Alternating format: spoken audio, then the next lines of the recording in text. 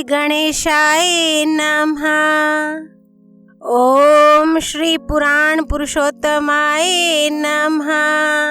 श्री शिव पुराण संहिता 1 विद्येश्वर संहिता अध्याय 13 सदाचार, शौचाचार, स्नान, भस्म धारण, संध्या वंदन, प्रणव जप, गायत्री जप, दान, न्यायता धनोपार्जन तथा अग्निहोत्र आदि की विधि एवं महिमा का वर्णन। ऋषियों ने कहा, सूत जी, अब आप शीघ्र ही हमें वह सदाचार सुनाइए जिससे विद्वान पुरुष पुण्य लोकों पर विजय पाता है। स्वर्ग प्रदान करने वाले धर्ममय आचार तथा नरक का कष्ट देने वाले अधर्ममय आचारों का भी वर्णन कीजिए। सूत जी बोले, सदाचार का पालन करने वाला विद्वान ब्राह्मण ही वास्तव में ब्राह्मण नाम धारण करने का अधिकारी है। जो केवल वेदोक्त आचार का पालन करने वाला एवं वेद का अभ्यासी है, उस ब्राह्मण की विप्र संज्ञा होती है। सदाचार, वेदाचार तथा विद्या, इनमें से एक एक गुण से ही युक्त होने पर उसे द्विज कहते हैं।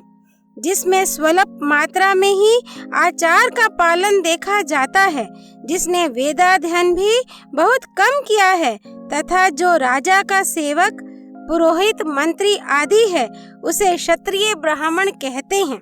जो ब्राह्मण कृषि तथा वाणिज्य कर्म करने वाला है और कुछ कुछ ब्राह्मणोचित आचार का भी पालन करता है, वह वैश्य ब्राह्मण है। तथा जो स्वयं ही खेत जोतता, हल चलाता है, उसे शूद्र ब्राह्मण कहा गया है। जो दूसरों के दोष देखने वाला और परद्रोही है, उसे चांडाल द्विज कहते हैं। इसी तरह क्षत्रियों में भी जो पृथ्वी का पालन करता है, वह राजा है। दूसरे लोग राजत्वहीन क्षत्रिय माने गए हैं। वैश्यों में भी जो धान्य आदि वस्तुओं का क्रय विक्रय करता है, वह वैश्य कहलाता है।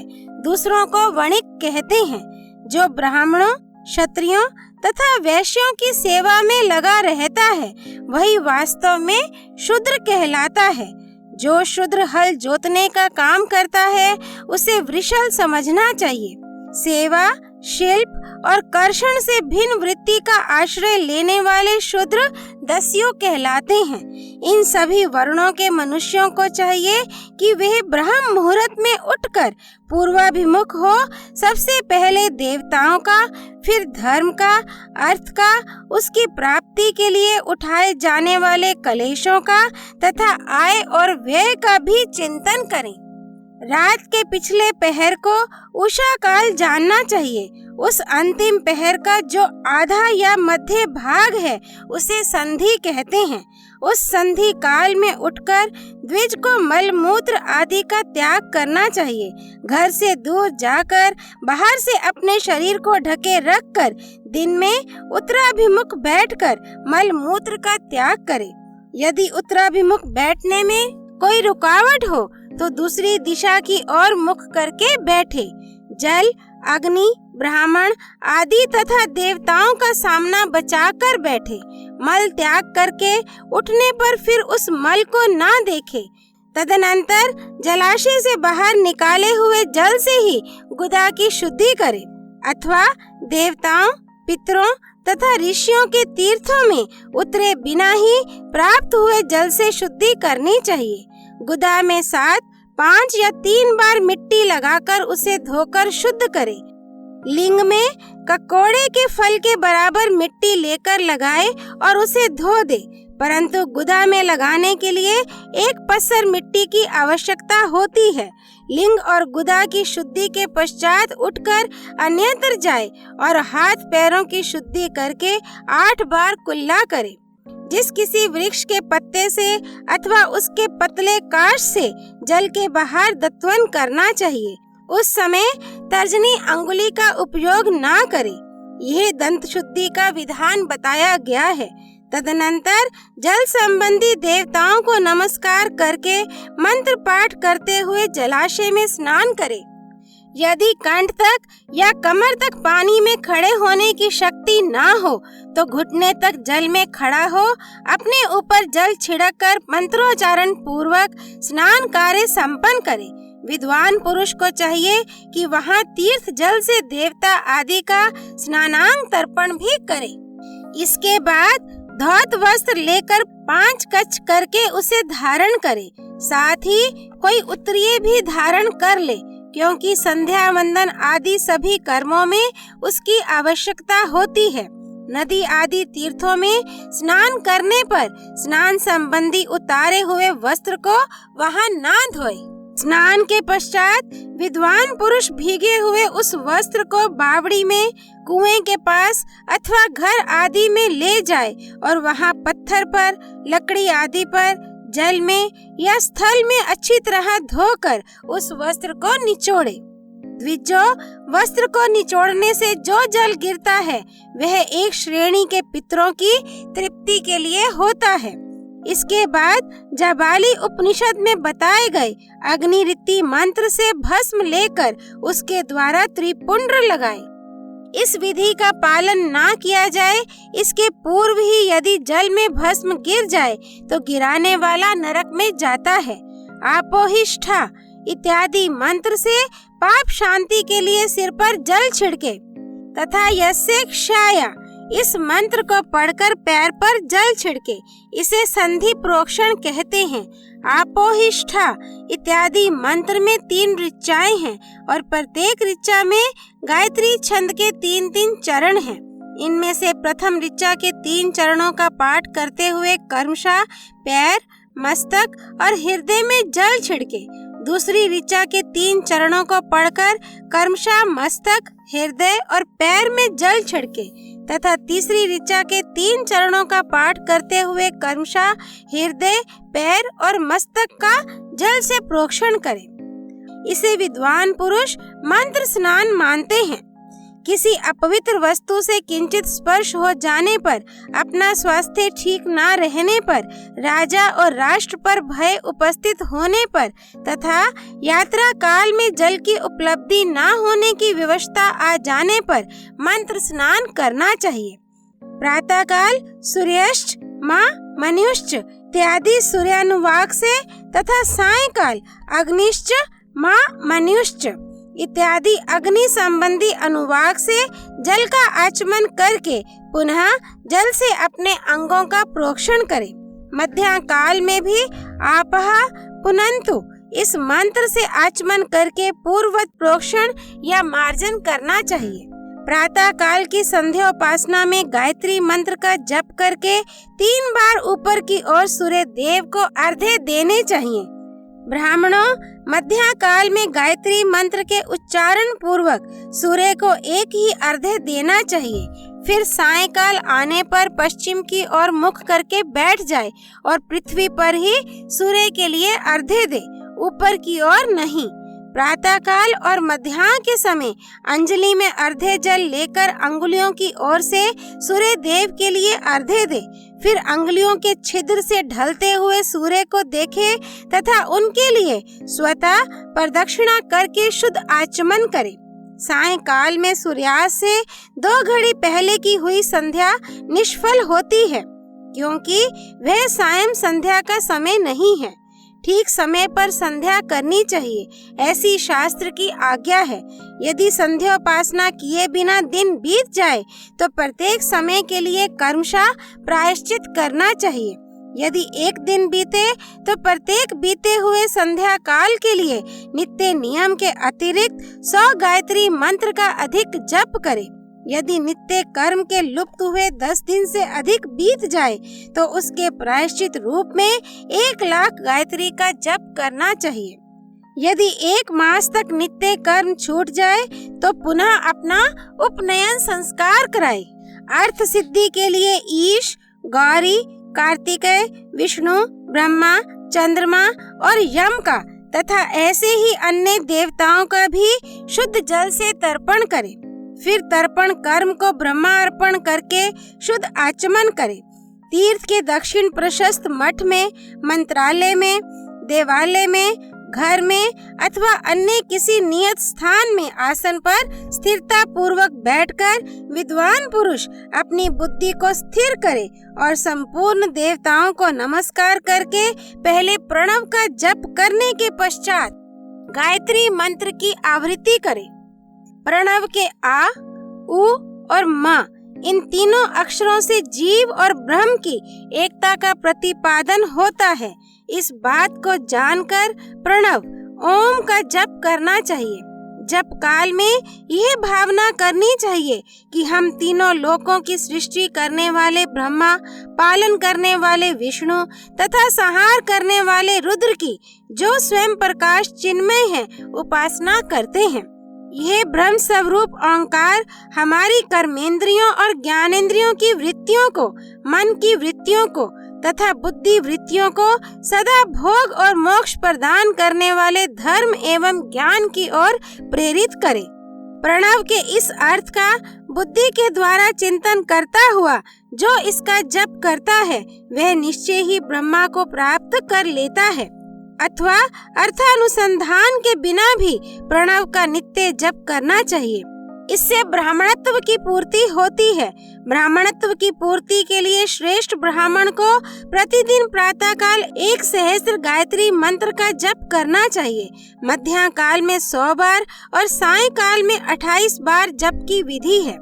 अन्य वर्ण के लोगों को अर्थात क्षत्रिय और वैश्य को तीनों संध्याओं के समय यथा साध्य गायत्री जप करना चाहिए।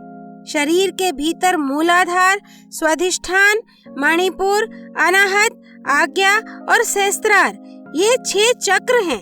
इनमें मूलाधार से लेकर सहस्त्रार तक 6 स्थानों में कर्मशः विधेश्वर, ब्रह्मा, विष्णु, ईश, जीवात्मा और परमेश्वर स्थित हैं।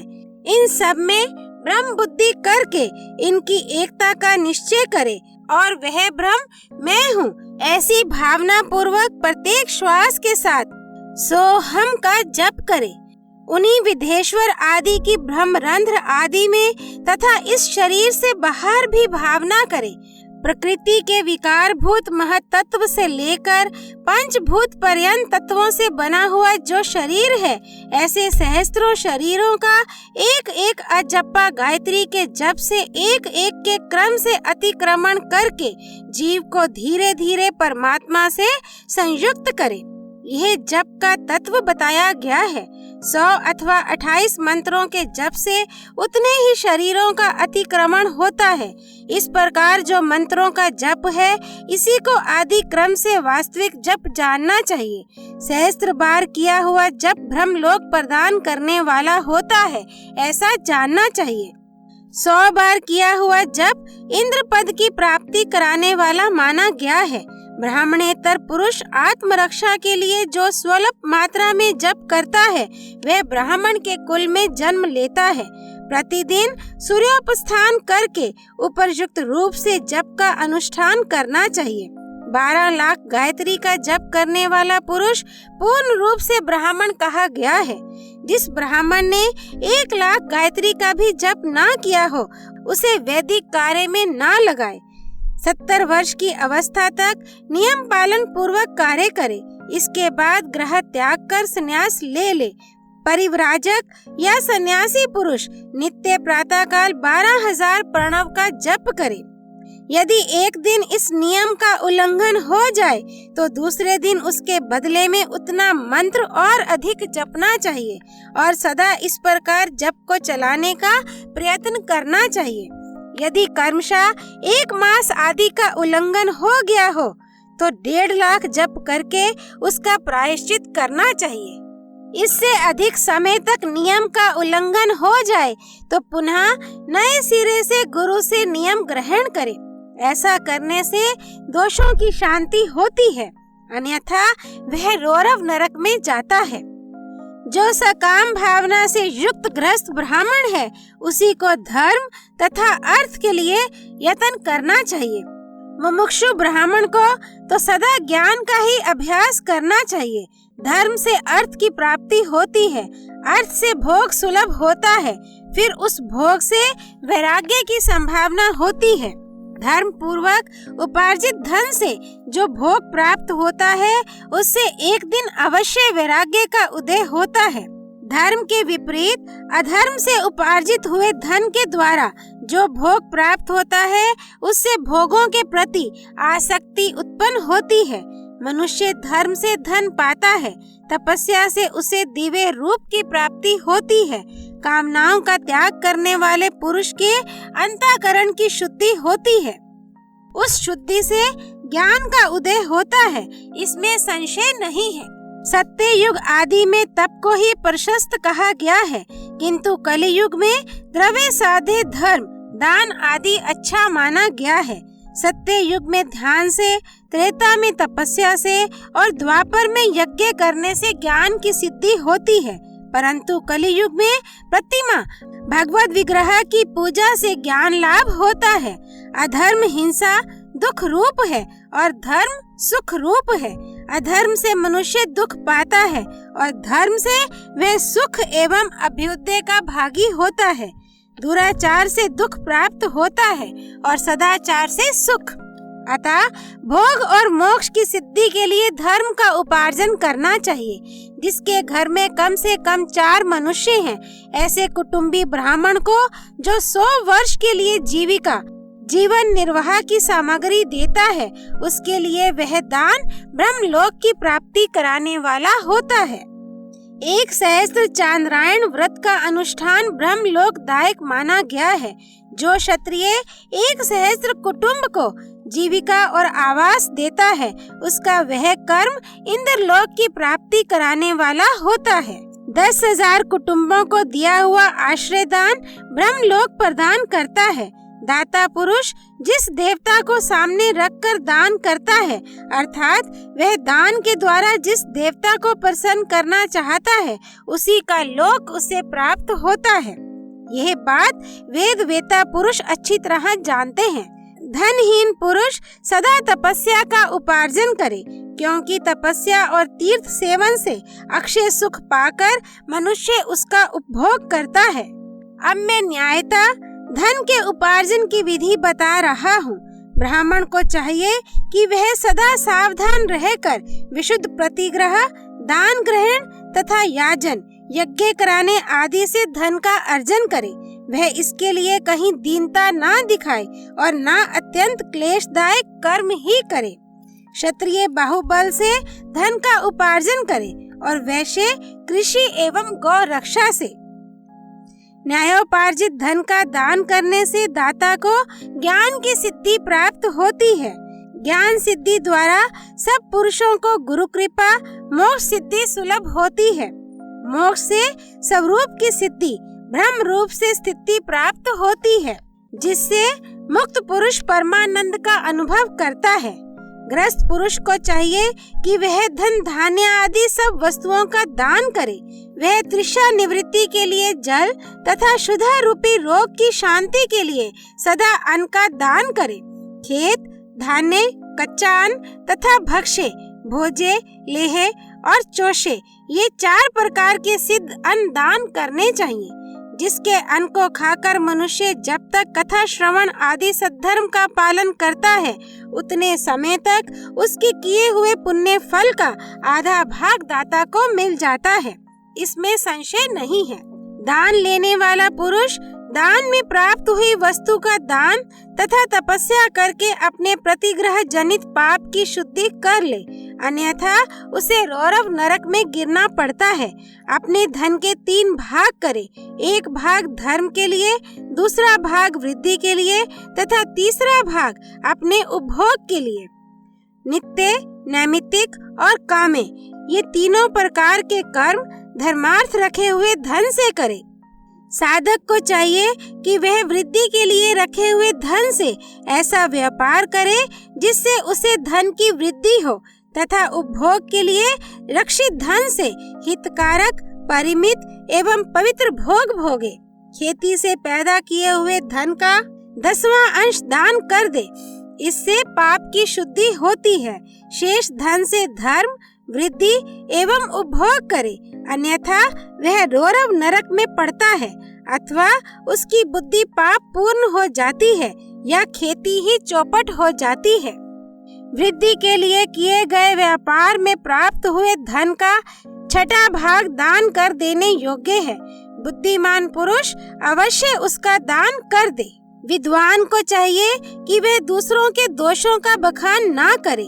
ब्राह्मणों, दोषवश दूसरों के सुने या देखे हुए छिद्र को भी प्रकट ना करे। विद्वान पुरुष ऐसी बात ना कहे जो समस्त प्राणियों के हृदय में रोष पैदा करने वाली हो। ऐश्वर्य की सिद्धि के लिए दोनों संध्याओं के समय अग्निहोत्र कर्म अवश्य करे। जो दोनों समय अग्निहोत्र करने में असमर्थ हो, वह एक ही समय सूर्य और अग्नि को विधि पूर्वक दी हुई आहुति से संतुष्ट करे। चावल, धान्य, घी, फल, कंद तथा हविष्य इनके द्वारा विधि पूर्वक स्थाली पाक बनाए तथा यथोचित रीति से सूर्य और अग्नि को अर्पित करे। यदि हविष्य का अभाव हो तो प्रधान होम मात्र करे। सदा सुरक्षित रहने वाली अग्नि को विद्वान पुरुष अजस्त्र की संज्ञा देते हैं अथवा संध्या काल में जप मात्र या सूर्य की वंदना मात्र कर ले। आत्मज्ञान की इच्छा वाले तथा धनार्थी पुरुषों को भी इस प्रकार विधिवत उपासना करनी चाहिए। जो सदा ब्रह्म यज्ञ में तत्पर होते हैं, देवताओं की पूजा में लगे रहते हैं, नित्य अग्नि पूजा एवं गुरु पूजा में अनुरक्त होते हैं तथा ब्राह्मणों को तृप्त किया करते हैं, वे सब लोग स्वर्ग लोक के भागी होते हैं। अध्याय 13 संपूर्ण। हर हर महादेव। श्री हरि अर्पणमस्तु।